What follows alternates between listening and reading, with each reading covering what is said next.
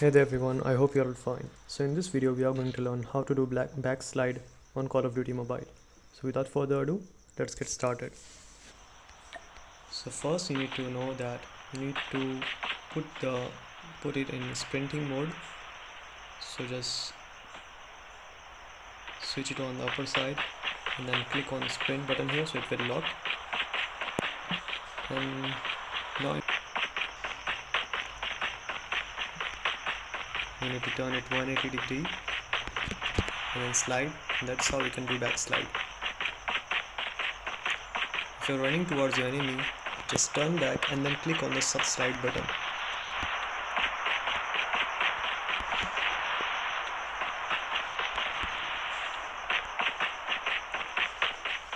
So that's how you can do backslide in Call of Duty Mobile. Just turn away from your enemy and then click on slide. So that's it for today guys. Hope you found the video helpful. See you soon. Have a good day.